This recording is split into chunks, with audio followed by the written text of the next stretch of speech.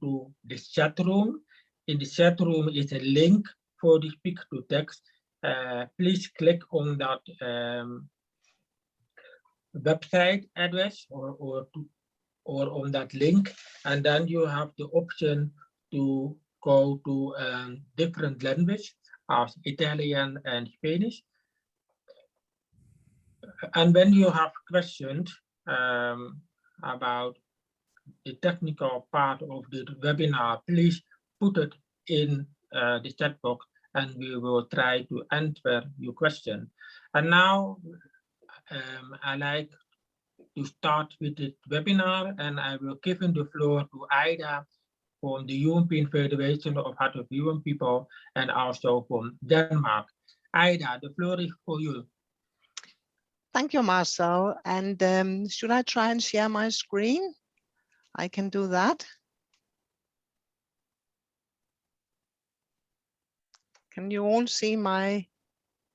Uh-oh, no. Yes, we can see it. Somebody else is sharing here.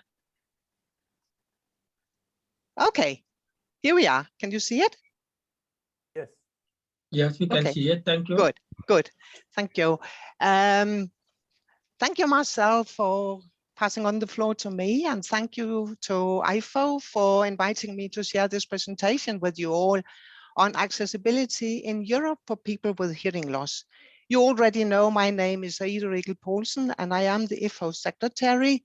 I also have professionally a long career teaching and being the hearing consultant for hard of hearing and deaf children in as well inclusive settings as in special need education. I also have a hearing loss, and I'm trying to be friend with that. We have known each other for around 37 years. No. Next slide, please. On this presentation, I will touch down on sound and hearing loss, audiological treatment, assistive listening systems or assistive listening devices, whichever, speech to text, captioning, subtitles, also whichever, and then need for standards and IFHOH political work. Next slide, please. As for sound, general understanding is that with hearing loss, sound must be amplified, of course.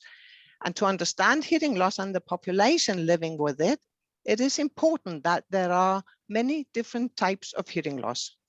One thing that benefits all is good acoustics. And there are three main things in that. That is reverberation time, which in classrooms should not exceed 0.6 seconds per minute. And we have, in some European countries, regulations and recommendations on this. Then there is noise absorbing furniture, and then code of conduct, which means other people in the room should not make too much noise.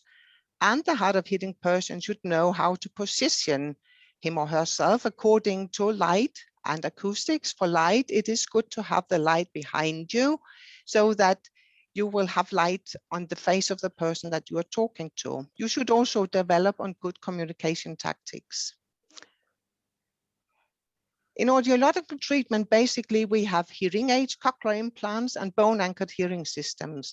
And these treat different types of hearing loss, but all amplified sound for the user according to what has caused the hearing loss. There is access to all types of audiological treatment in all the European countries, but reimbursement differs between the countries, and we are, of course, working on this in IFHOH. Next slide, please. Ideally, a person with hearing loss should receive optimal audiological treatment as soon as possible after onset of hearing loss. And in particular for hearing aids, it is possible to try out different brands of hearing aids before decision. And this is a process. And along with this process, the device provided for the individual should also be prepared for access to assistive listening system. This means, for instance, to have a telecoil in the device, to have that telecoil activated, and to have it rated to your liking. You can have your telecoil rated according to your microphone, either 5 to 5, 1 to 10, 10 to 1, whichever you like as the individual. And this is important knowledge because not many know this. Next slide, please. And the basic assistive listening systems are loop, which is IEC standardized and will transmit to the telecoil. Then there are FM, infrared, and streaming. These three have not yet been standardized. In the loop and with a telecoil, that allows more hard of hearing people to participate at the same time in the same event. And it also very easily allows more microphones to be in use so that we don't need to wait for the pass around microphone.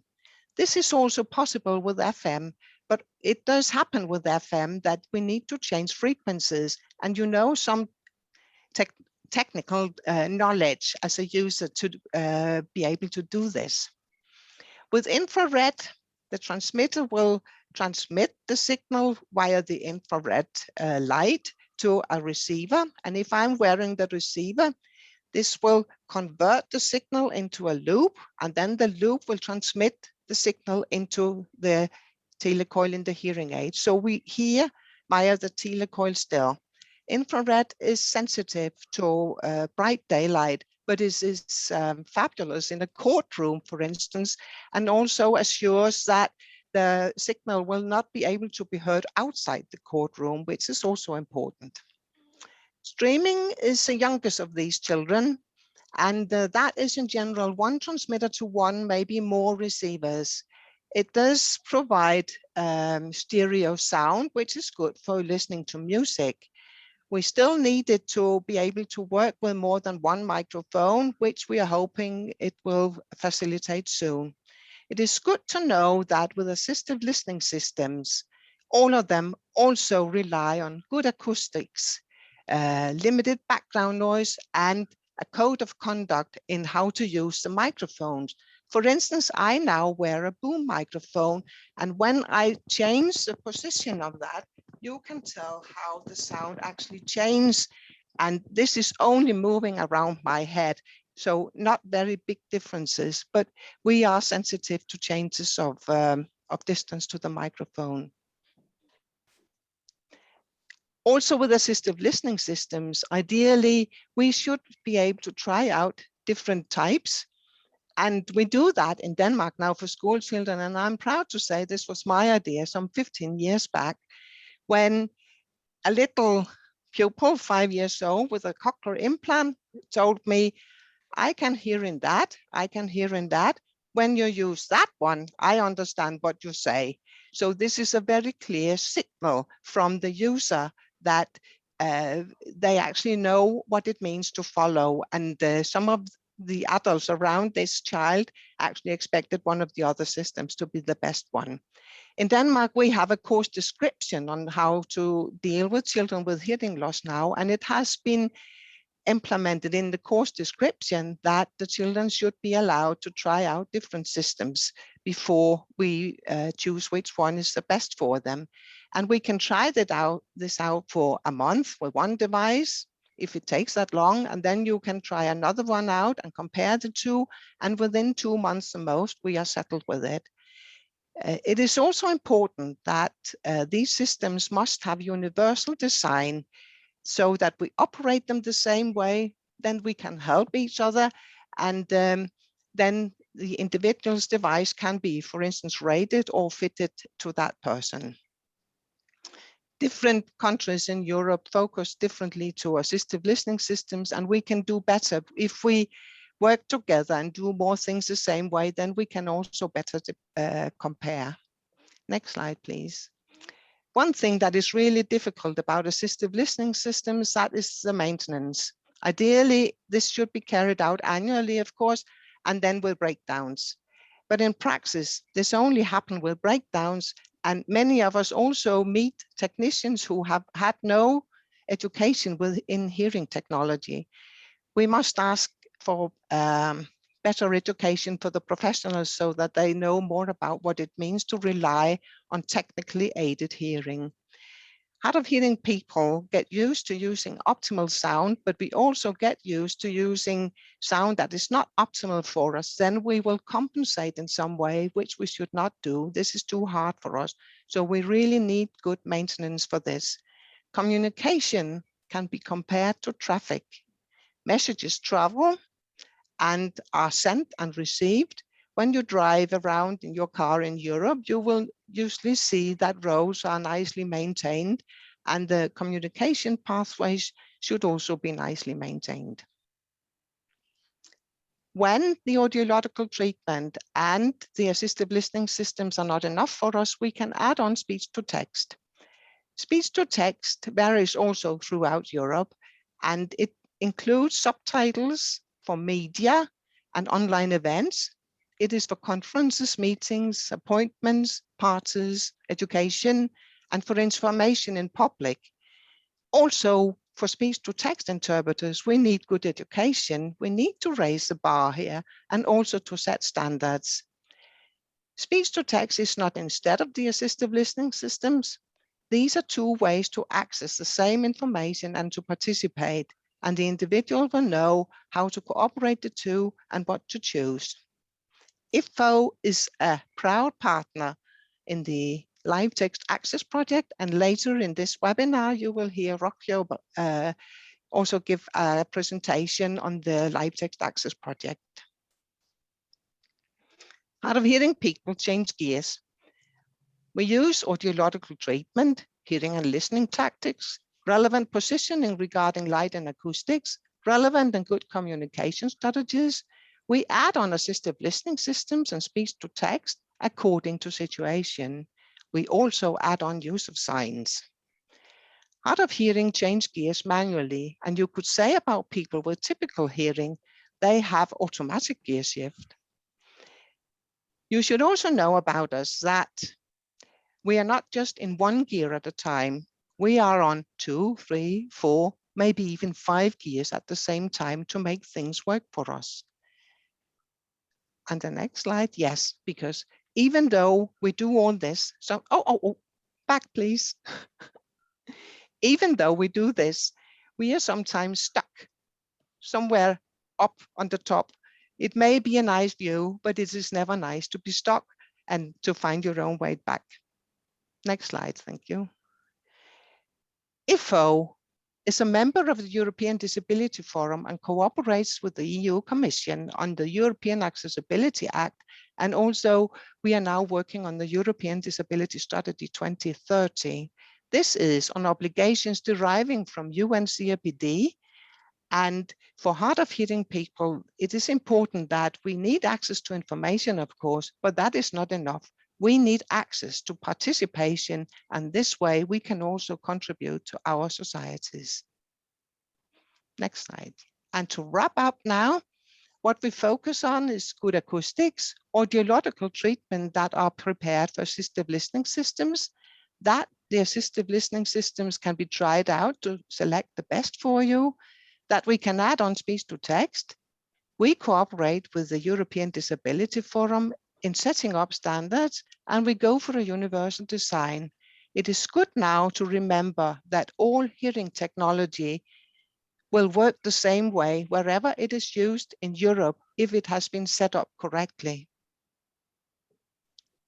And the last slide. I like to now thank you for your attention, and you can find IFHOH on Twitter, on Facebook. We have a website. You're also very welcome to contact us via our email address. And I am, of course, now also open for comments and questions. Thank you for your attention. Thank you very much, Ida, for your very interesting presentation about the situation in Europe.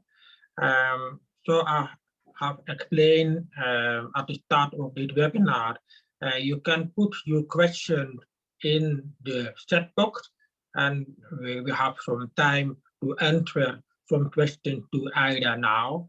And after all the presentation, we have also a time block for question and answers. Ida, let I start with the first question. Can you explain us when do you use the T-call in your personal life or at work?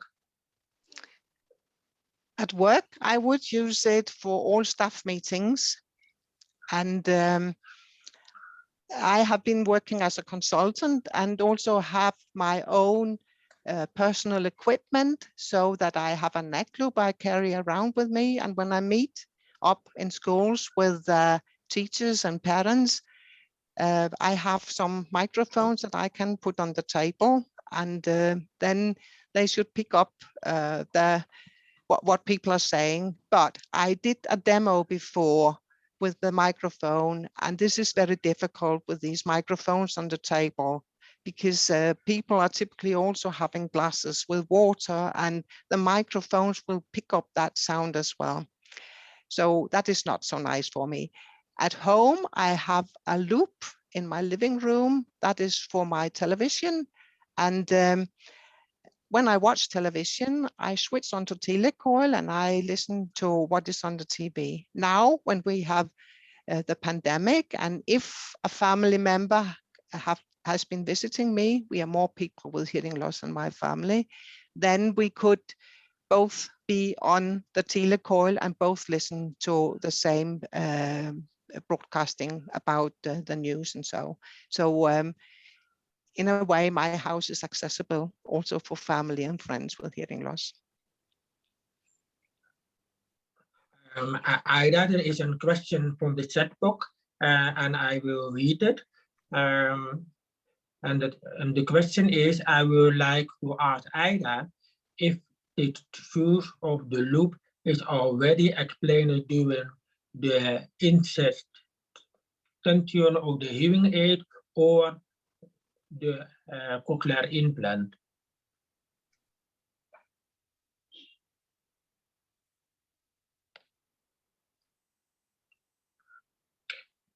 Maybe I'm not sure I understand the question right. You have the telecoil in the hearing aid or in the cochlear implant. That is where the telecoil is placed. You don't implant the telecoil. I'm not sure I understand the question right. No, the question is from Raffaele Puscio. Maybe Raffaele, maybe you can explain your question and unmute your mic so that we can hear you.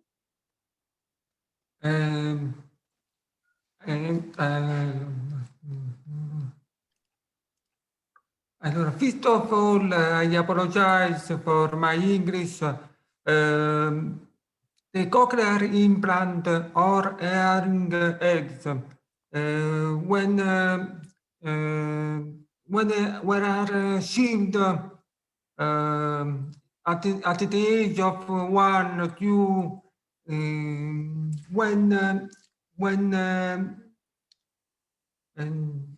non so se posso dirlo in italiano, allora, cioè quello che, perché in inglese mi viene un po' più difficile. Cercavo di dire, quando sono bambini e prendono l'impianto cocleare o la protesi acustica, già in quell'età viene spiegato l'utilizzo del loop nel vostro paese, il loop o gli altri sistemi? Questa era la domanda. Okay, your question was in Italian, and my Italian is too limited to understand your question correctly. I'm look to Rocchio.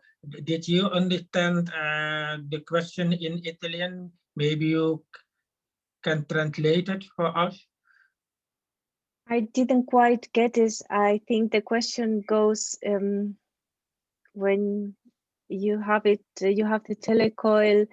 Can you access other systems, or if there are other systems? I'm not sure. Maybe if the person, Rafael, can you repeat the question a bit slowly? Maybe I can help. Yeah. I didn't quite get it. Yeah. Yeah, thank you. Rafaela, will you send your question again in the chat box? You can also do it in Italian so that we can read it, and then we can translate it to English. And of course, we will answer your question also by email. Is that okay? Okay, then I will go to the next speaker. That is the speaker from Pakistan, and his name is Akram, and he was also very active in the international organization for interviewing young people, and also very active in the Asian Pacific organization for interviewing people. Akram, I will give you the floor. And for the participant, please put your questions in the chat box. The floor is to you, Akram.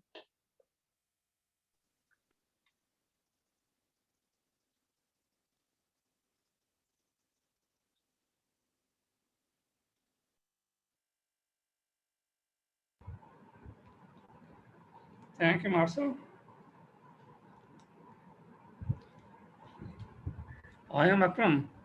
I have post-lingual deafness and English is not my first language. So if you face difficulty in understanding, I am sorry in advance. Okay. Next slide.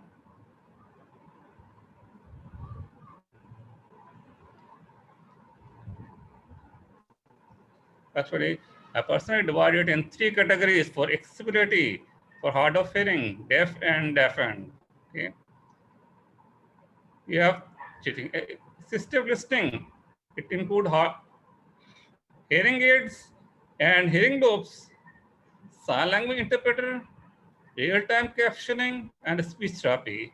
When we talk about accessibility, we need to clear all these points. Okay. Next slide.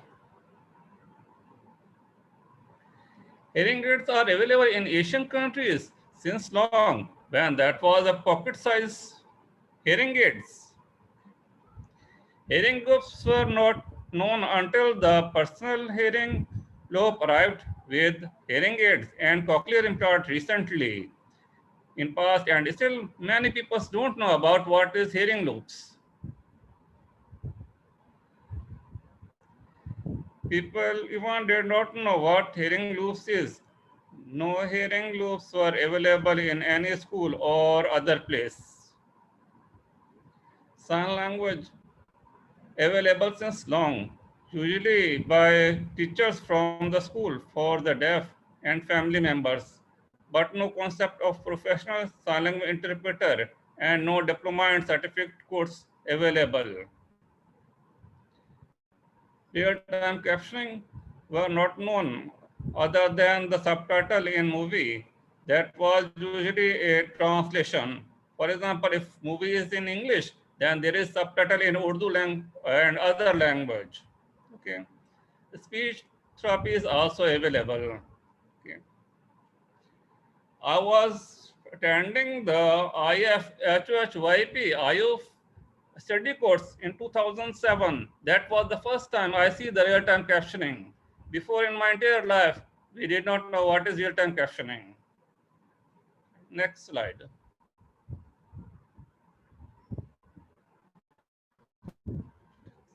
It is very small for to read. Wait a minute. Wait.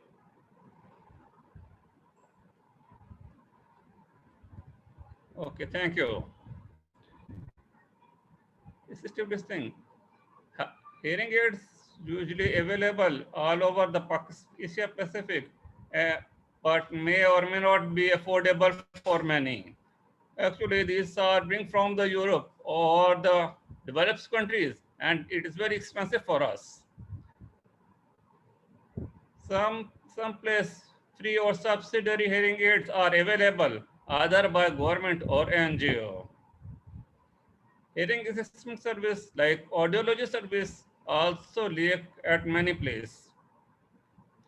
For example, in our country, there is law that say you have to test the hearing for the newborn children, but there are many places they don't have the audiologist service available. So how they can test? Sign language. Much development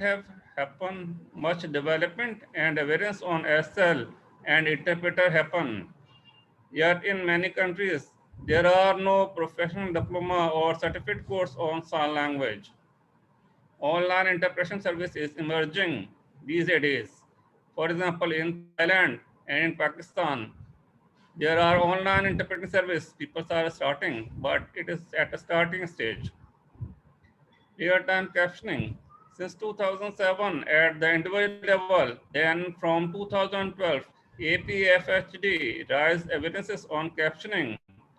Our education at some level, now people know about the need of the real-time captioning. Okay. There is an organization in the Thailand, name is NECTEC. They are working on real-time captioning. And also this year, UNSK provided the real-time captioning in their one of their event, but they are going with the speech to text. That is not very accurate. But in general, still most real-time captioning not available. Speech to text, more professional in the field now, but still cost of the speech therapy service is issue, which is increasing for many. Sorry, still cost of the speech therapy service is an issue which made it inaccessible for many. Next slide.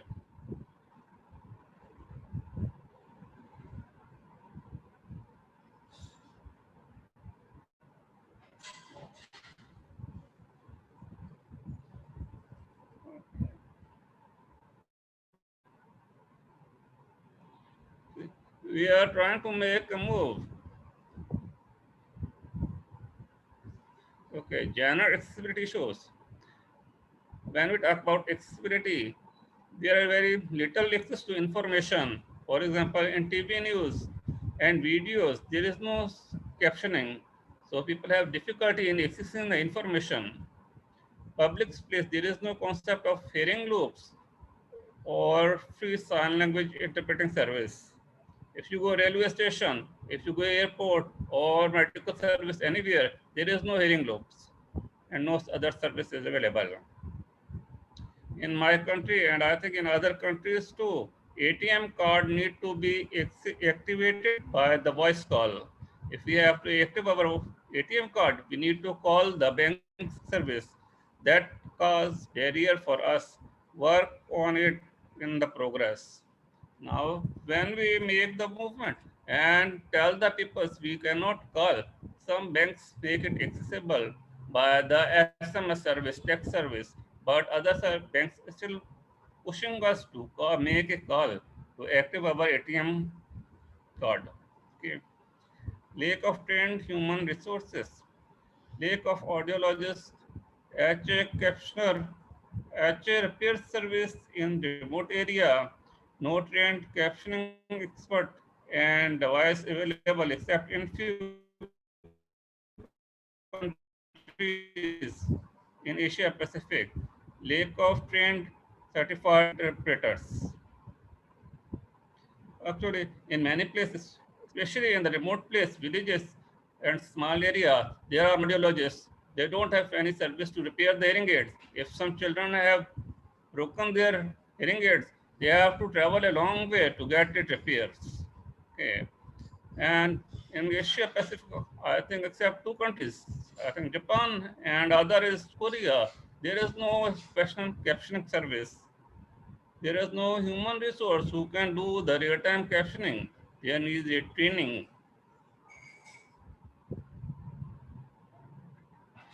When we talk about hearing aids, it is very expensive in our countries, in Asian countries. So that is very difficult to buy hearing aids. Many children cannot buy the hearing aids and they go for the sign language. Test their hearing aids. I'm sorry.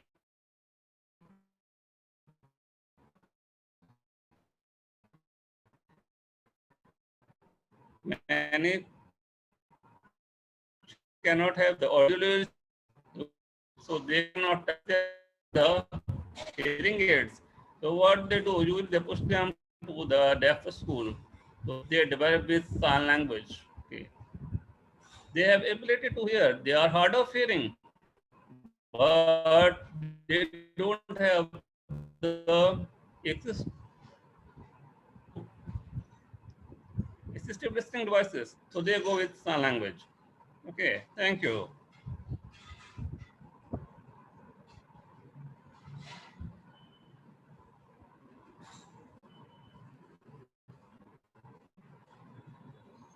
Thank you, Akram, for your presentation. It was very interesting to have an overview and more information how the situation is in Asia. I have seen in the chat box that Carol from Canada have a question for you. Carol, can you open your mic and ask your question by yourself?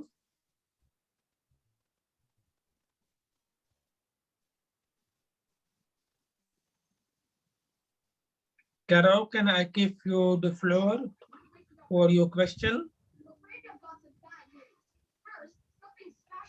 Hi. Yes. My question is for Akram. What do people do in Asia Pacific when they cannot get emergency information by captioning of live news? If there's no captioning, how do they get to know about emergencies that affect their health or their safety? Okay, thank you for your question. Akram, will you answer the question?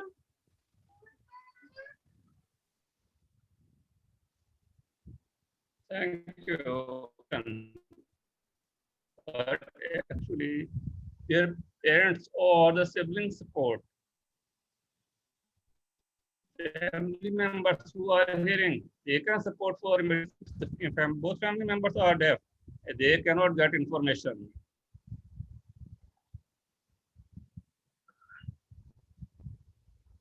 Okay, Akram, it is difficult Sorry, to hear you.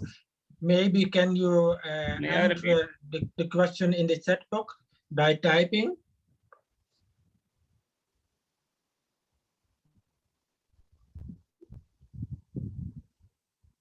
Okay, I can type. Okay, thank you. That's a good moment to go to the next speaker, to Rokia. So as I say in the introduction of this webinar, she is from Munich in the south of Germany, and she is the leader of the project Live Text Access. And I will give you the floor to Rokia, and please put your questions in the chat box.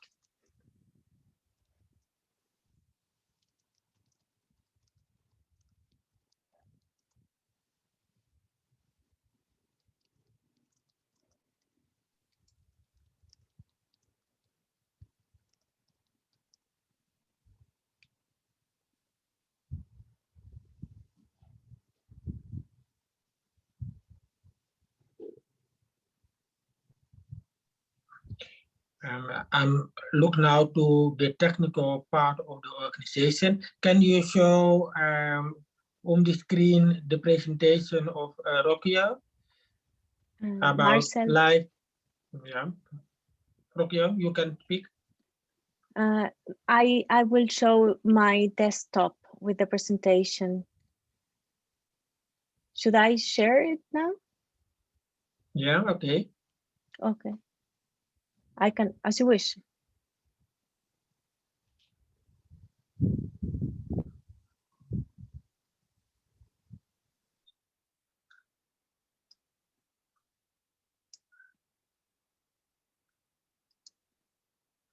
Yeah, he's coming.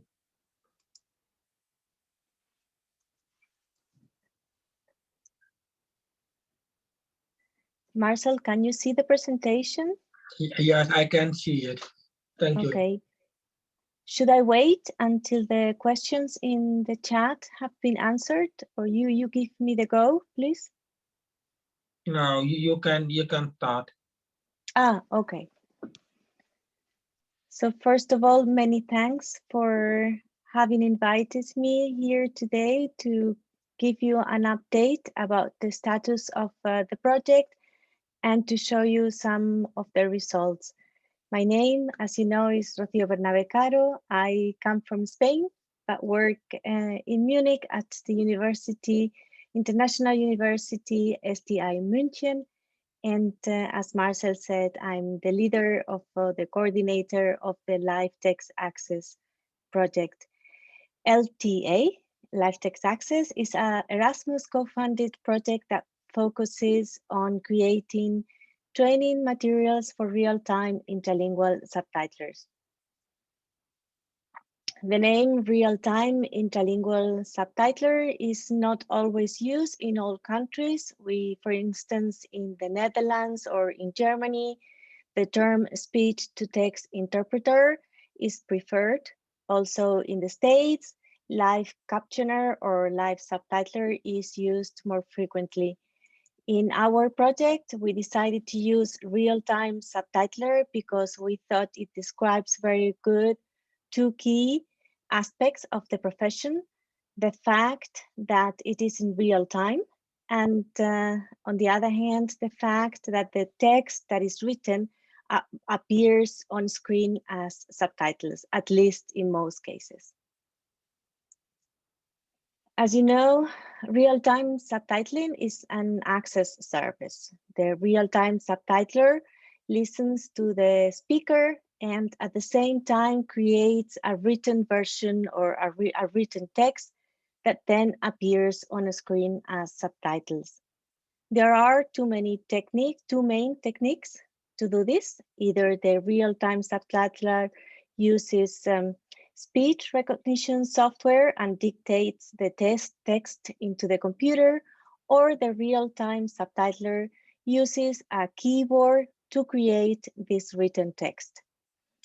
In our project, we teach, or the training materials are for Velotype, which is a special keyboard that allows to create syllables instead of single letters. Usually we type and we create single letters, characters, and with the keyboard, with the Velotype keyboard, it is possible to press different keys at the same time, and that's why it is just faster than typing with Velotype is faster than typing with a regular keyboard. So the two techniques that we focus on in the training materials allow me to show you very briefly how how our partners use these techniques at work. For instance, here you have Julia Böchert. She is our partner from ZDF Digital. That's a German broadcasting, and they use re-speaking at work. In the video, there is no sound. You see how she listens to the speakers, dictates into the computer, and uses the keyboard to launch the subtitles to the screen or to make corrections before the subtitles are shown. The next technique is velotyping. Here you have Wim Gabex, also our partner in the project. In this short video, he shows the layout of the keyboard. There you see the different keys and how they are arranged. And like I said before, now you see the hands. He presses 4 keys and creates one word with one single stroke. The goal of our training materials is that the professionals, the re-speakers or the velotypists will acquire the necessary skills to prepare themselves for the job, to perform the job correctly, and also to be able to improve their skills after the job. It creates a sort of a loop. What I mean is in the training materials, the students will learn, for instance, how to prepare to the job, how to gather terminology, how to enter this terminology in the software, how to check the technical aspects before, for instance, a workshop like today starts. Then they will also learn how to perform the job. They will learn about the differences between a real-time situation in education and a real-time situation in parliament, for instance. And they will learn how to cope with a speaker who speaks very fast or is not organized, or maybe a speaker who has a strong accent and it's difficult to understand. And also to improve after they've done the job, they should be able to reflect on what has gone well and what wasn't that good. So to say, it starts the preparing for the next job. In the training materials, the students will have the opportunity to do exercises and know the different working settings. These are live TV, one-to-one situations like meetings, or personal situations like, I don't know, at a doctor or in a student with a tutor situation, but also group situations like in classroom, in conferences or cultural events. And they will also have the opportunity to practice for parliamentary sessions. So the idea is in that for us, re-speaking or velotyping or real-time subtitling is not just dictating into the software or typing a text, is more than that. This is why we have modules, training materials for the technique, but also for general knowledge, like knowledge about the needs of target users, about linguistic terminology. We talk about that before. IT, how do I manage my software, my hardware, and also management skills and also personal skills. For instance, we have one of the video lectures is related to the stress in the job, how to cope with the stress, what to do when, how to learn to know yourself to cope with this part of the job. The idea is that the student starts learning about the technique and acquiring knowledge in these general topics from the very first day. So it would go like this. And on completion of the training, the person should have acquired all these competencies. The organization of the units on the modules here is not random. It's based on a curriculum that was developed during the project, and this curriculum was designed with the help of all our partners in the project and from experts on the field. So now the question, how to use the materials. Maybe the main point is that all materials are available in the internet. So for instance, a trainer can decide to make a course, offer a course and use all materials, or may just choose some video lectures and use those together with their own materials. I wanted to show the web page very quickly. So, oops. In August, once we finished the project, there will be a course section in our web page, and then any person or any institution can go there and start learning. In the web page, you see we have an overview of the course, and we have the single units, we call them, which are organized in elements which relate to different topics. As you see, they all have the same structure. So let's go to Unit 1, for instance.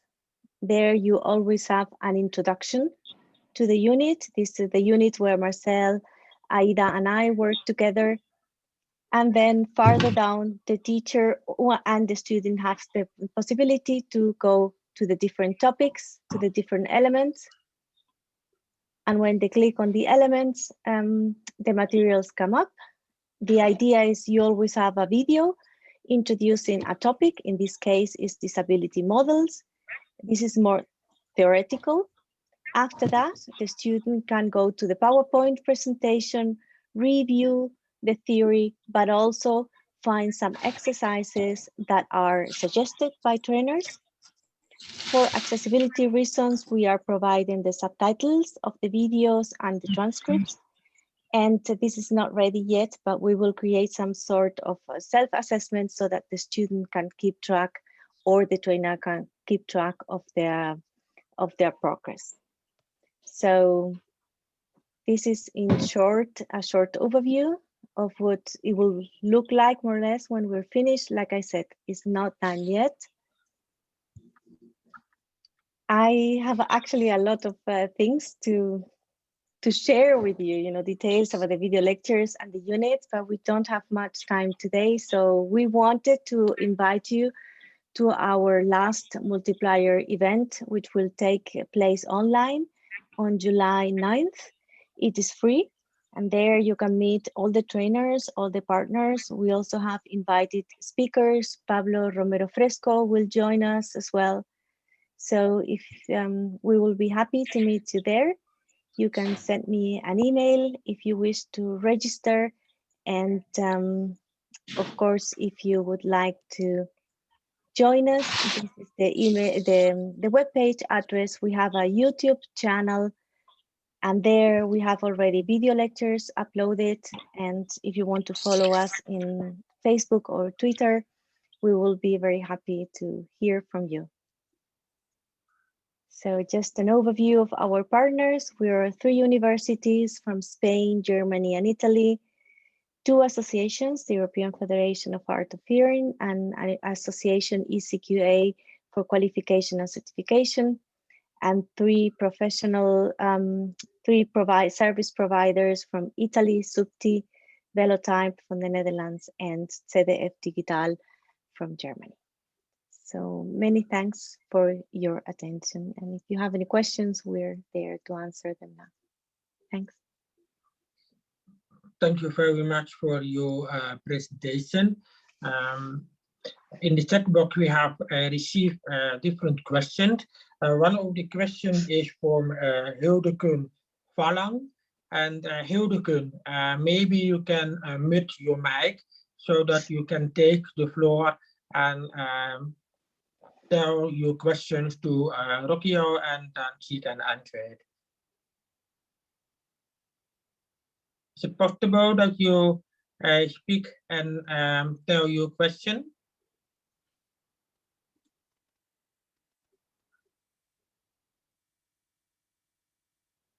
I see no reaction.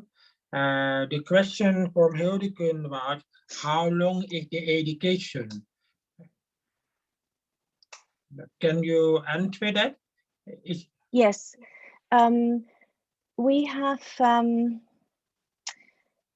created learning materials for 130 ECTS course, which means more or less a semester at the university.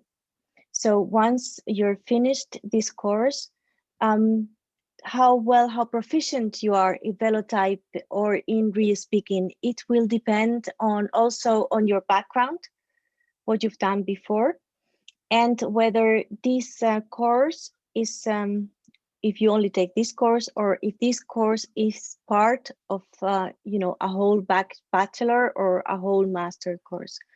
So in taking the 30 ECTS course, you will be able to, let's say, start working on the profession, but you won't be like a perfect velotypist. Like I said, it depends on how much work you put at home, but you will be good enough to start off in the profession. I'm not sure if this answers your question, because you want to know how many hours. Hello, can you hear me now? Yes, I can hear you now. Okay, yeah, somebody needed to give me the chance to unmute, but I got it also. Yeah, but you answered my question. Thank you so much. I'm just interested to know, since in Norway, where I come from, we have a program at the university that lasts for 3 years, but it's combined with the sign language education. So and usually I think about 1 year or maybe 1 semester is the speech to text. But of course in Norway you have the fast typing, not the Velotype model, and I just find that very interesting, the Velotype model. So it's interesting to know, because it's different from just typing. So but thank you. Yeah, about 1 semester, and it depends also on what you know from before. So yeah, thank you. Yeah, oh, you're welcome.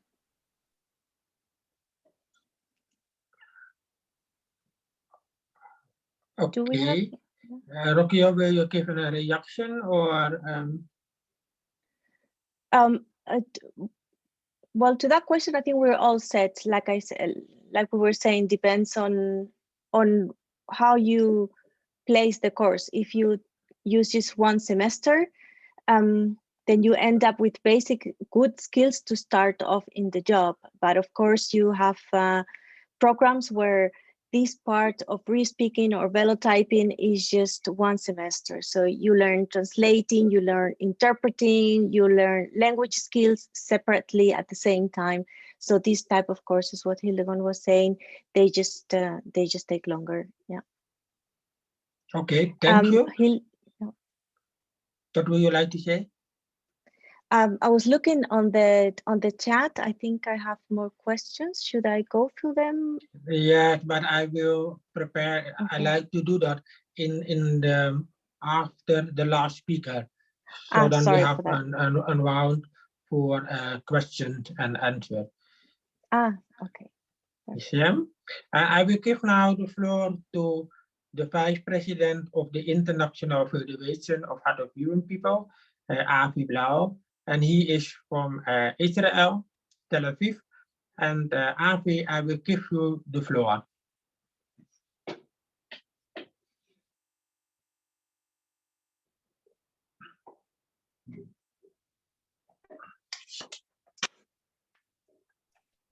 Okay, now you can hear me. Thank you, Marcel, for the introduction. I'm glad to be here and to present the papers that we have done in IFHOH. Okay, next slide, please.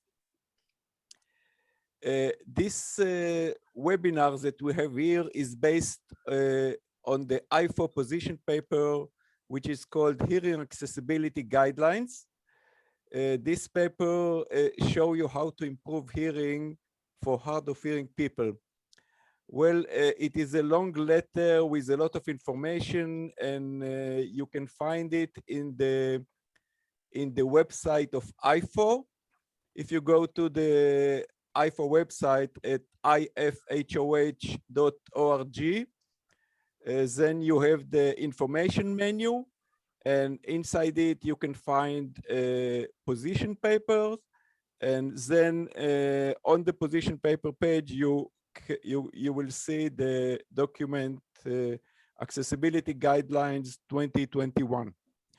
This is the document that we prepared, and there is also at the last line of the slide a direct link to the position papers page on IFHOH website. Next slide, please. Well, we all know that hearing aids help you hear better. And sometimes good hearing aids can help you hear even much better. Next slide. But, and this is a big but, next slide. With hearing aids, your hearing will not be perfect, not even close to it. You will always have still hearing issues. For example, speech in noisy environment will still be hard to understand, even if you have a good hearing aids. Next slide. So hearing aids is important, but it is not enough. Hearing aid is only the beginning for a hard of hearing person. Next slide. We also need assistive listening devices or assistive listening systems. In cases where there is a lot of noise or where there is a reverberation or large distance from the speaker, when you listen to television, telephone, computer, and other equipment, hard of hearing person needs assisting listening devices. Next slide, please.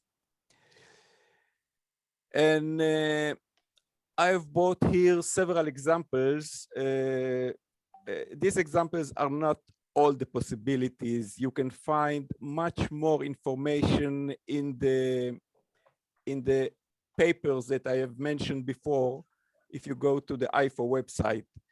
But I just took a few examples, and we will see them here. Next slide, please. First one is a regular telephone. This is a basic equipment, and hard of hearing person usually need adjustable ringing volume and preferably also tone adjustment. He need, if it's possible, flashes of light when the phone ringing, so he will see the lights even if he don't hear the ringing. Hard of hearing person need also adjustable conversation volume and tone if it's possible.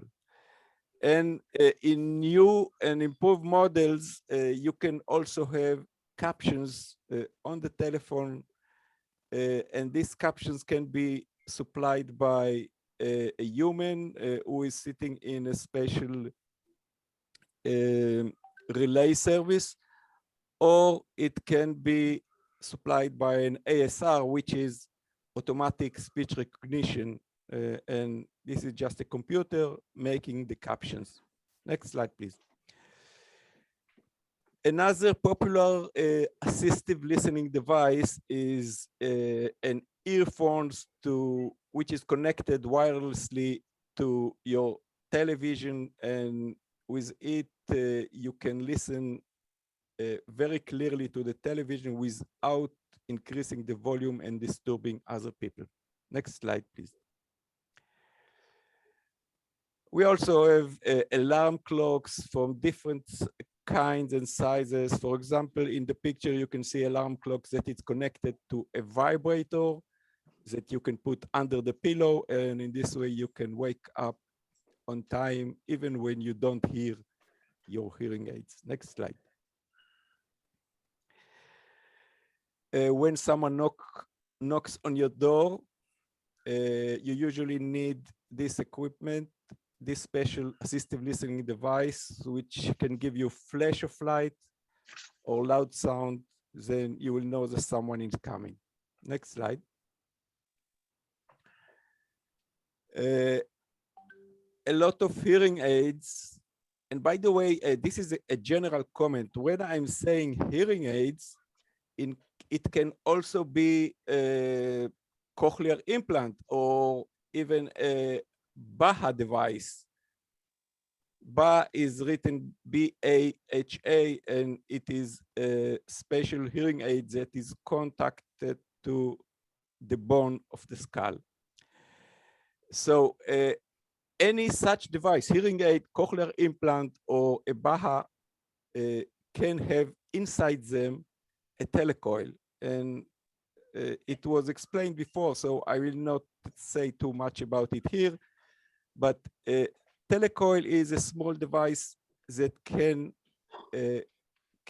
receive electromagnetic waves. And for example, if you put the telephone close to the hearing aid, the telephone produces electromagnetic waves. It is collected by the telecoil, and you can hear it more clearly with it.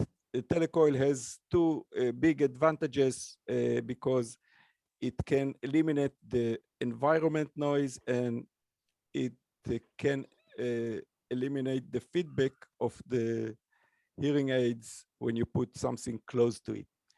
Next slide, please. This is another example. It is a personal amplifier that many people use. This personal amplifier is mostly used by people who do not use hearing aids.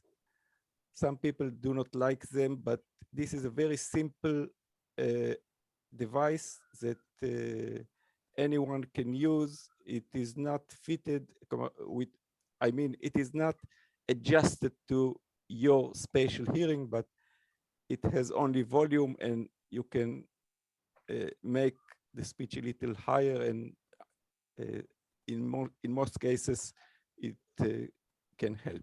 Next slide, please. FM system or infrared system also can be very good in a noisy environment, in rooms with reverberation, and in events where the speaker is far away. Next slide. This is some examples of FM systems. Usually FM system has two parts. One of them is the microphone that you give to the speaker, and the other part is a receiver that you can have on your neck, for example, and then it transmits to your hearing aid, or the receiver can have regular earphones, and then you don't need hearing aids to use them. So it can be used by anyone with hearing loss. Next slide, please.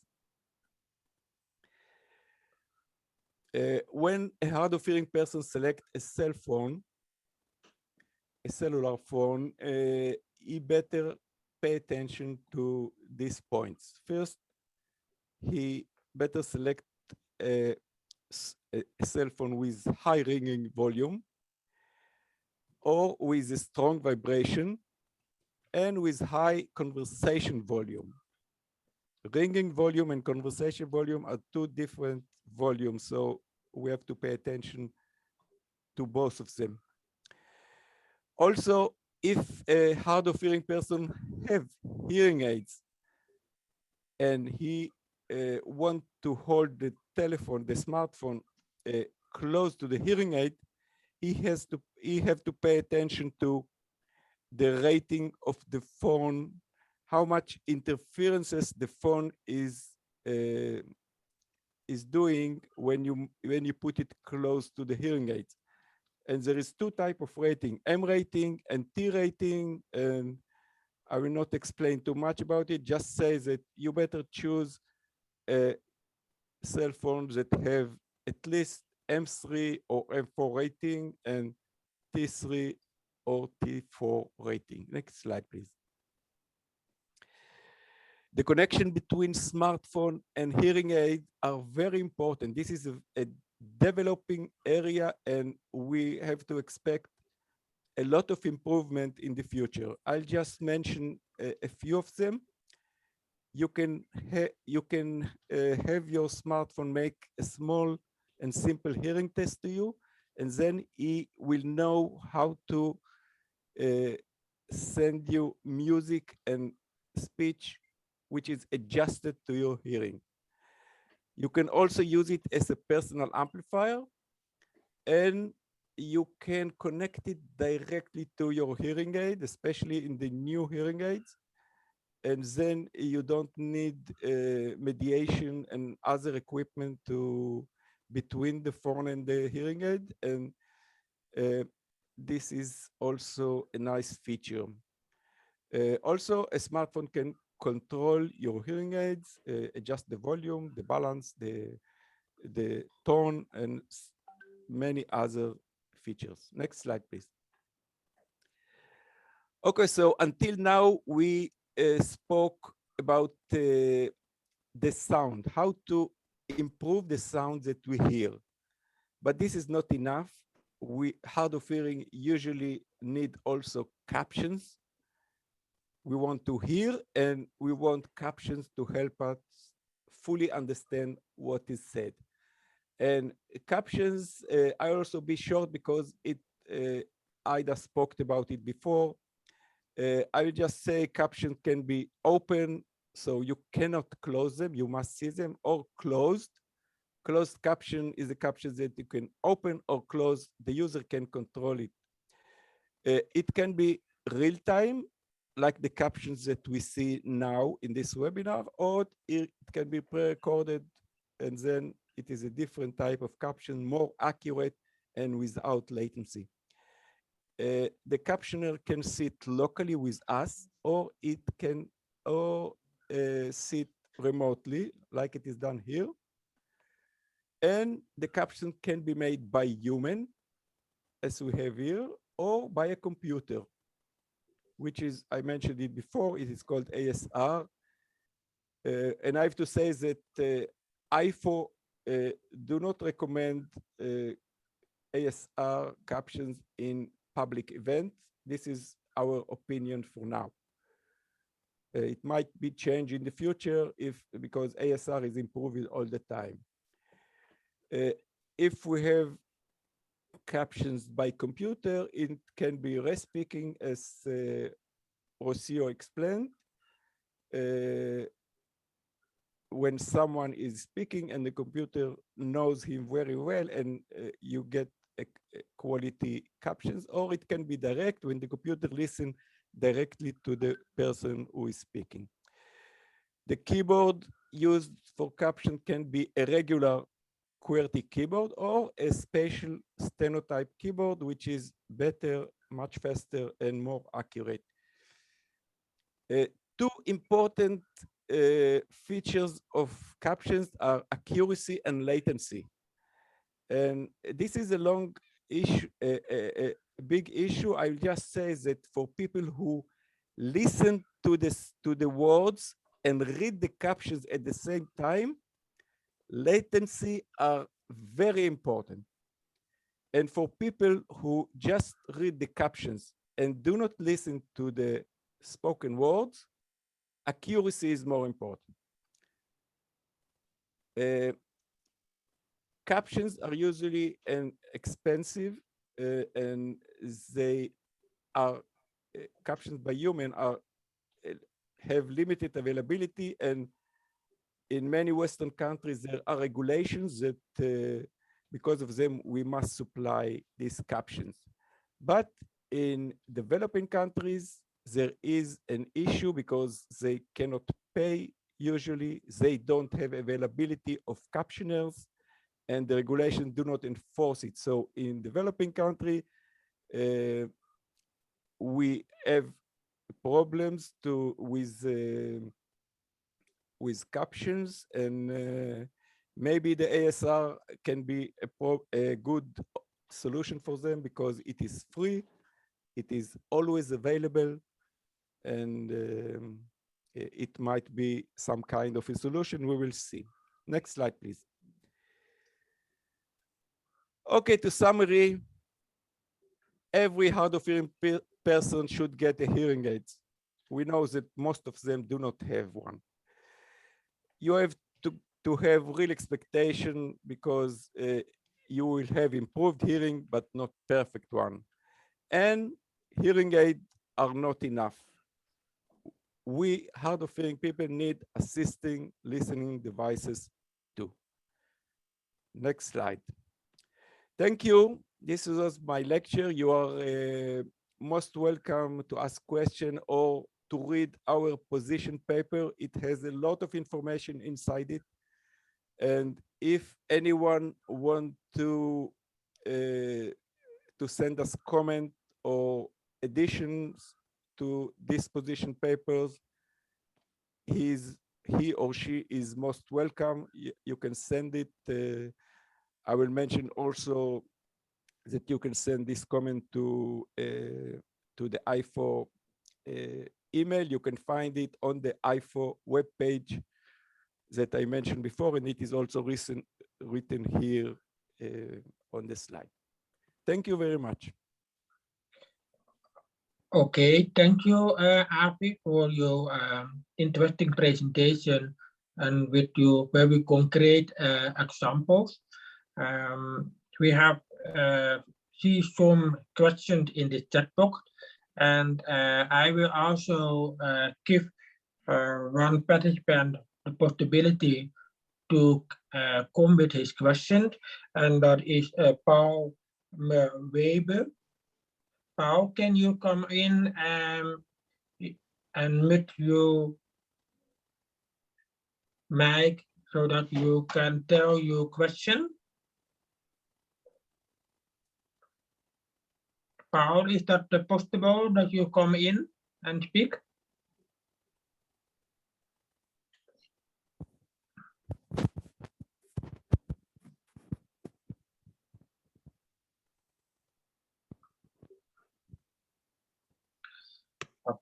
Well, Okay. I see the question in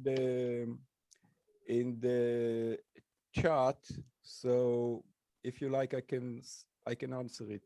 Yeah, great. It will great that you tell the question and Okay. and tell the answer. Okay, just to let everyone know, the question of Paul is how do we know the rating of the cell phone, so we know how to select it? Well, usually you can find the rating on the box of the cell phone, but it is not always written there. So if you want, you can search on the internet. There is special website that have a long list of telephone models and the rating of each one of them. So this is a way to know if this telephone is true. And the last and maybe the best way is just to try the phone. Try to make a conversation and put the telephone close to your hearing aid and see if you have interferences. Thank you. Okay, I will give another person the floor for his question, and that is Mark Laurijs from Belgium. Mark, is it possible that you open the mic and tell your question? Yes, I have done that. Can you clearly hear me? Yes. Wonderful. In fact, I have just two questions. One, when you talk about personal amplifiers, it could be confused by what we call PSAPs, personal sound amplifier products. So that's just a remark to avoid confusion. It's very clear, Avi, that you don't talk about that because you talk more about what you call pocket talkers or amplifiers with headphones used exactly as you explain in a doctor's visit or what other. So I just wanted to add to avoid any confusion that people don't mix up the two different systems. Would you agree that we need to be careful with that? Yes, Mark, you are correct, and thank you for this question and clarification. I didn't go deeply into this issue because this is just an overview of the issues, and but you are right. We have to be careful because there are many very cheap and not so good hearing devices, and we have to be careful when using one of these devices. It can even harm our hearing from time to time. So this is a big issue and maybe deserve another webinar. So I don't want to go deeply into this right now. Super. But thank now, you. Can I just add one thing? Both you, Ida, has talked about it, and you have talked about the fact that you need to give hard of hearing people access to assistive listening devices and telecoils. I just want to mention that in the new ISO standard on hearing aid fitting management, there's a very clear description that this kind of solutions need to be explained, need to be provided, and need to be able to be tested. So I just want to inform you that this was clearly stipulated in this new standard, for which, by the way, IFHOH was consulted. Remember, we have talked about that. So I think it's clearly in, because I think it's essential not only to have a standard that regulates how the ALD works, but also to ensure that people with hearing loss are well informed and get clear access to all these solutions. Okay, thank you very much. I will add something about this issue also in the position paper of IFHOH. Thank you very much. Okay, thank you, Mark, for your question. In the chat box, we also see different questions about the Live Tech Access project, and I will tell them to Rocchio. Rocchio, can you say something about the cost of the subtitles for television program, and can you say something about the cost of the online training, and can you say something about the cost for the equipment for follow the training? Yes, many costs. You have to help me. The training is completely for free. Let me explain this. This is an Erasmus co-funded project. So we have created a curriculum and we have created the training materials for the course and the structure of the course. Because if it is co-funded by Erasmus, it is free for anybody, any institution to use it.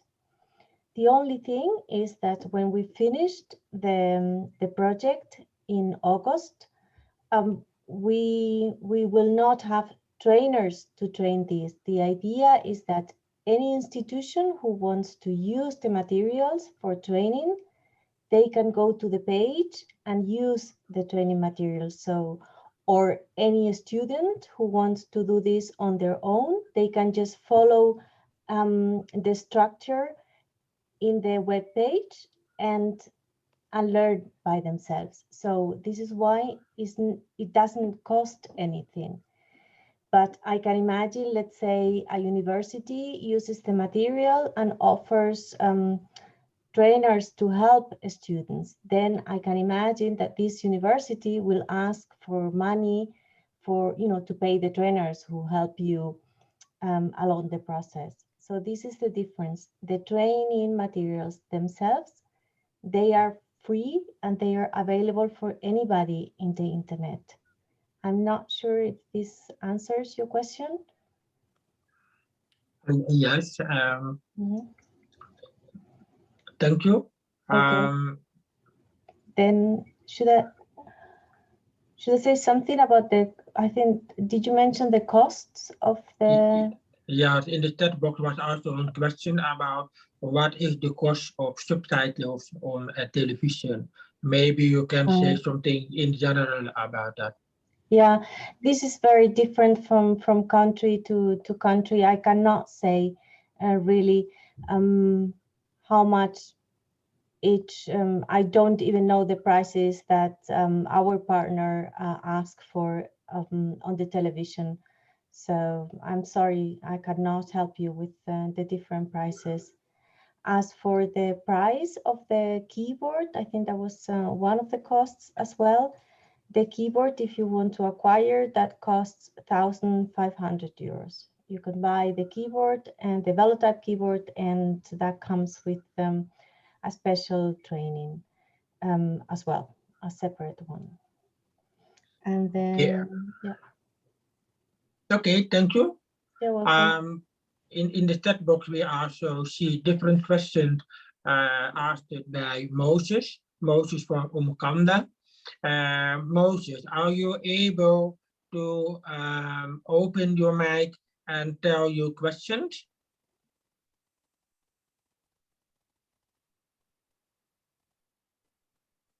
Moses, you have also some questions to Avi, but it is nice when you are able to open your mic and ask your question by yourself. Of course, when that is possible.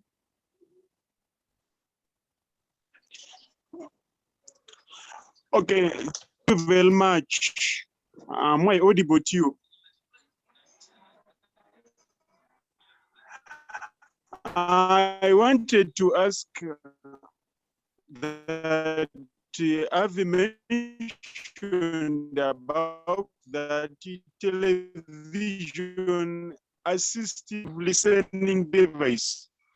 So I wanted to understand how is it programmed to capture different languages in case somebody needs interpretation? How is it programmed to capture different languages in the process that somebody needs to understand what is following on the television?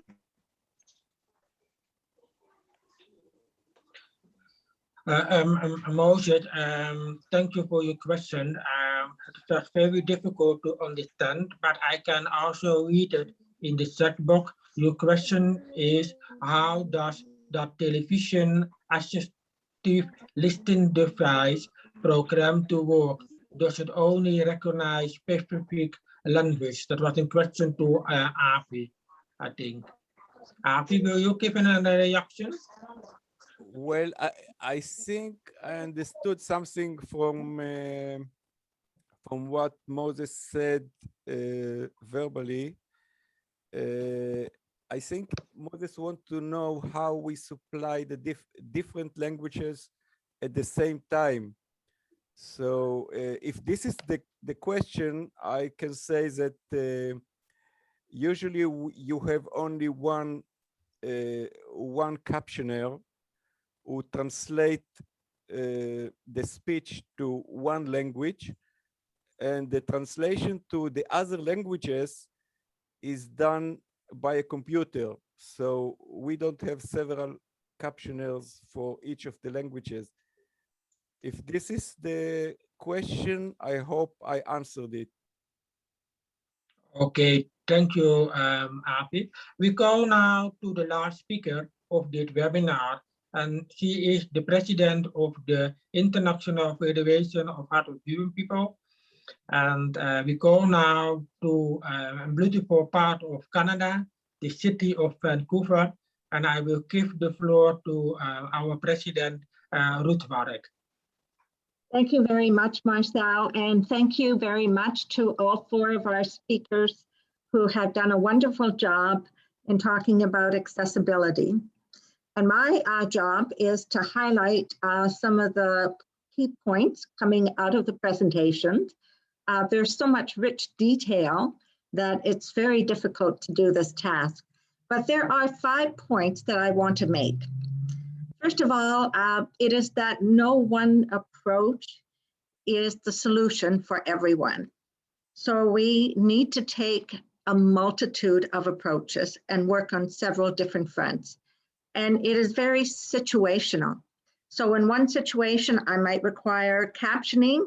In another situation, an assistive listening system works. And so that is something that we need to make sure is available to everyone. And by being available to everyone, it's not just that we have it available, we have to have standards. So I was quite happy to see that discussed in this session. So we need to really know that we are protected as hard of hearing people from possibly bad products or things that don't work. The third point I want to make is that as much as possible, if we can make this universally designed and make it an array of things that is offered to everyone, then it's going to reach more people. Hopefully it's going to cost less, and hopefully the product will be better. And that was one of the concepts that one of the speakers mentioned. But unfortunately, we're not there yet. We have a long way to go, and particularly in developing countries. And a crucial problem there is a lack of human resources. There's no individuals who are trained in terms of the technology, in terms of captioning, and a number of the speakers spoke about this concern, particularly about captioning. But there are some solutions, and particularly the Live Text Access Program is providing educational resources to help train subtitlers. And so that gives us hope for the future. But we need to do this work in finding solutions together with partners. It's not something we can do alone as hard of hearing people. We need to work with our professionals, with the private entrepreneurs, with government to find solutions that make hearing accessible a reality for us. And then finally, I want to say that IFHOH is revising its accessibility paper, and thank you to Avi for taking on this huge work.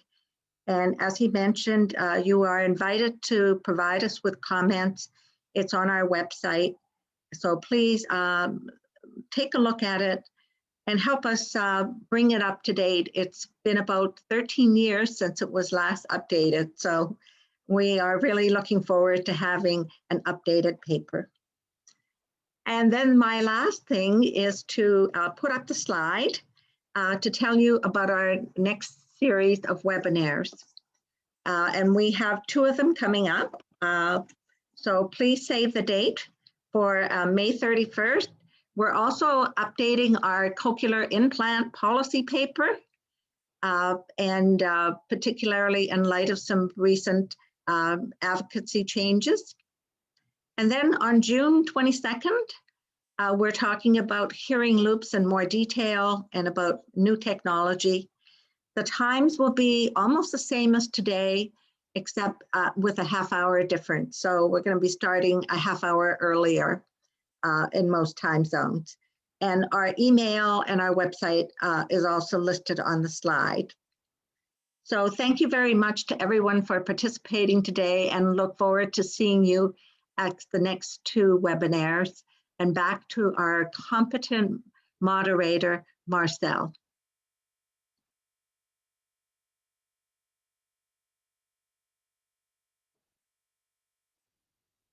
And unmute yourself, please, Marcel. Oh, yes. Thank you very much for your summary and your nice word. It is nice to know for you that we are in this webinar with more than 60 people and with more than 30 different countries and from all parts of the world, so that is great. I think that we now a little bit over the time, and Ruth have asked me that to you to open your camera so that we can see you for the group photo. And I think that one of you is making the group photo. Ruth, are you making the group photo, or is Jelena making the group photo?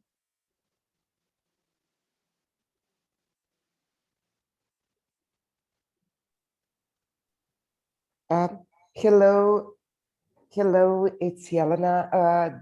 Only the panelists can be on the photo. This is a webinar, not a meeting. Okay, thank you. You're welcome. Okay, yeah, thank you.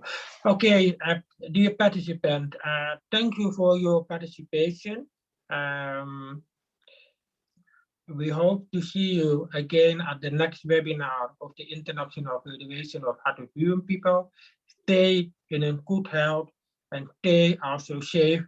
Have a nice evening, have a nice afternoon, have a nice morning related of the part of the world where you are living. It was great to meet you. And of course, a big thank to the sign language interpreters. Thank you for your great work. It was also very nice to see you. Thank you very much. And also a big thank to the speech-to-text interpreters for the great work. And thank you all. Have a good evening, have a good morning, have a good afternoon. Bye-bye. Bye-bye, everyone.